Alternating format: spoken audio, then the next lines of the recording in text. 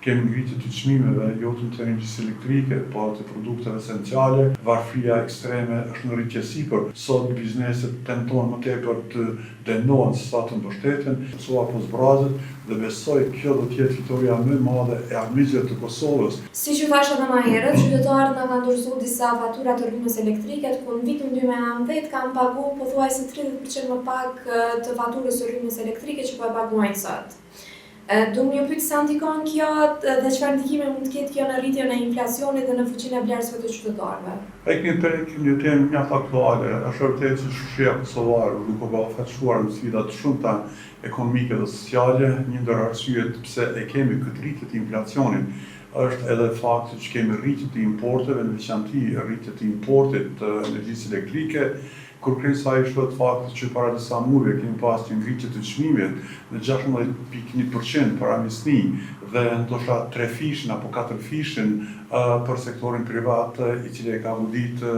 çmim i cili ka godit sektorin prodhues, atëherë nuk do të na habit fakti që nëse të kaluar e ke paguar një fakturë me 30 euro, sot ndoshta vjen 2 fishi dhe tëra kjo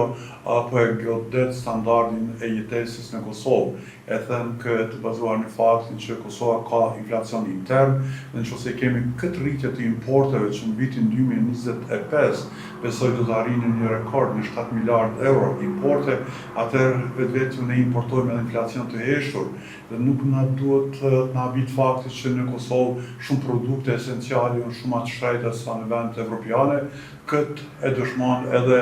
diaspora jonë, e cila kur vjen në Kosovë habit në çmimet e larta. Prandaj ngritja e çmimit të energjisë elektrike ka ndikuar në disa dimensione në kontekst negativ. Pra në parë në aspektin ekonomiko-prodhues e ka ul konkurrentshmërinë e produkteve made in Kosova, po edhe të shërbimeve. Në rend të dytë është një goditje drejt për drejt në shportin e qytetarëve të Kosovës, sepse fuqia blerëse ka rënë mas të madhe. Atë që e keni bler vjetën me 100 euro, si vjetë e paguni 160 apo 160 euro, sepse vërtet për kontër premtimeve qeveritare, Kosova ka një inflacion të pakontrolluar, thuhet që për momentin është 5.7%, mirë po definitivisht këto janë dhëna relevante, sepse definitivisht qytetari është ai që e shijon më së miri këtë realitet të ngritjes së çmimeve. Prandaj besoj që duhet të përgatitemi për sfida të tjera. Kam dorë që çmimi i energjisë elektrike do të ngritet pak prap edhe në fund të vitit, por duhet të kuptohet që nga janari i vitit 2026 Kosova duhet të zbatojë një direktivë të Bashkimit Evropian kundër dioksidit karbonit dhe me siguri edhe ajo në mënyrë direkte apo indirekte do të ketë implikim apo ndikim në ngritjen e çmimit të energjisë elektrike, që do të jetë një barë e re dhe vërtet për familjet kosovare do të jetë mjaft sfiduese për t'ia dalë nga muaji në muaj. Do me thamë viti 2026, po pretendoni që ka me qenë më i vështirë se viti 2025 sa i përket energjisë elektrike në rast. Mungesa e stabilitetit politik, mungesa e përgjegjësisë indale dhe institucionale, mungesa e transparencës dhe në një formë, një arrogancë e pushtetit që gjeneron jo transparencë,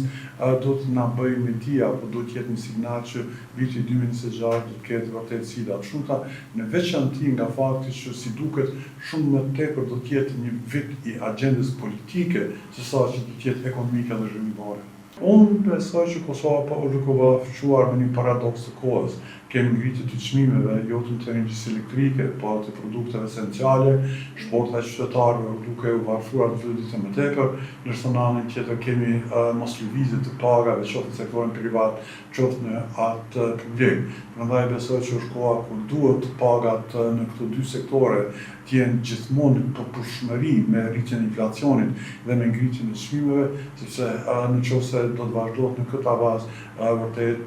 jetesa në qytetar do të jetë çdo ditë më e varfër, do të kemi një themi zhdukje të shtresës së mesme, dhe të njëjtën kohë po e shohim që varfëria ekstreme është në rritje sipër, por çuditërisht këtë indikator të varfërisë ekstreme nuk e analizojnë jo të institucionet vendore, po edhe ato ndërkombëtare, qoftë banka botërore, qoftë Fondi Monetar Ndërkombëtar, por evidente është që ky indikator është në rritje dhe ka trend negativ. Pse po mendoni se janë faktorët kryesorë që janë duke ndodhur këto rritje më rrëmendëse në Kosovë? Janë shumë arsye. E para është që Kosova nuk ka stabilitet politik, e dyta kemi një vit ku më tepër është gjeneruar dhe është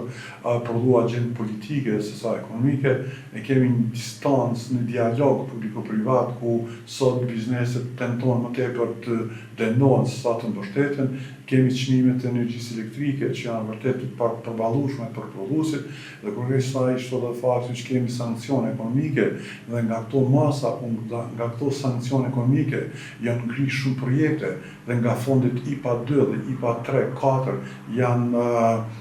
do thotë stopu më tepër se 300 milion euro, besoj që janë indikatorët e mjaftueshëm për ta kuptuar gjendjen e vështirë ekonomike në Kosovë. Dhe si mund të kemi prosperitet nëse Kosova sot eksporton vetëm paratë gatshme, por jo prodhime dhe shërbime siç është dashur në trende reale. Po sa i përket familjeve me të ardhurat të ulta, si ndikojnë këto çmime, sidomos faturat e rrymës elektrike, si ndikojnë te familjet e ulta? Se në përgjithësi mesatarisht krejt jemi në gjendje jo shumë të mirë financiare, shumë rrallë ka që në Kosovë që kanë të ardhura goxha të mira financiare. Unë besoj që kjo ndikon në mënyrë të drejtpërdrejtë në uljen e standardit të jetesës, në uljen e konsumit dhe definitivisht në një racionalitet i cili shumë më tepër kushton se sa që ndihmon. Në fund të punit dhe fakti që sot kemi rekorde të kredive në bankat komerciale, dhe fakti që sot kemi shfrytëzim të overdraftit me qindra miliona euro, a nuk janë këta indikatorët më të sigurt që dëshmojnë që aspekti social në Kosovë është vërtet në një situatë alarmante. Rrethanat e krijuara në Kosovë vërtet e kanë humbur shpresën se në Kosovë do të vinë ditë më të mira, apo do të jetohet më mirë dhe për këtë po largohen qytetarët. E dyta fal mungesë stabiliteti politik dhe një dialog të mirëfillt me institucionet apo në mungesën e mbështetje të institucioneve përballë sektorit privat. Shumë kosovarë kapitalin e vet po investojnë në vendet rajonit dhe me gjë të filluar nga Shqipëria, Malezi, Maqedonia apo edhe vendet evropiane. Dhe treta, pas ngritjes së çmimit, alarmi më shqetësues është fakti që shumë kompani po tentojnë ta bartin prodhimin e vet në vendet rajonit, në veçantë në Shqipëri, sepse po ta vazhdojnë këtë prodhim në Kosovë, do të jetë e pamundur që të jenë konkurrent në trezit të rajonit. Prandaj, kur e kemi këtë largim të prodhimit, ne do të kemi edhe të kurje vendeve të reja të punës, nuk kemi investime nga jashtë, prandaj është koha ku duhet për ekonominë të bëhet më tepër se sa të flitet. Si ekonomist, nëse vazhdon kjo gjendje e çmimeve në Kosovë, si e shihni Kosovën pas 5 viteve? Vitet fundit jemi dëshmitar saj që Kosovën e kanë praktikisht më tepër se 210.000 qytetarë, vetëm në Gjermani tani keni afër 600.000 kosovarë, vetëm në Sloveni keni afër 35.000 dhe vetëm në një qytet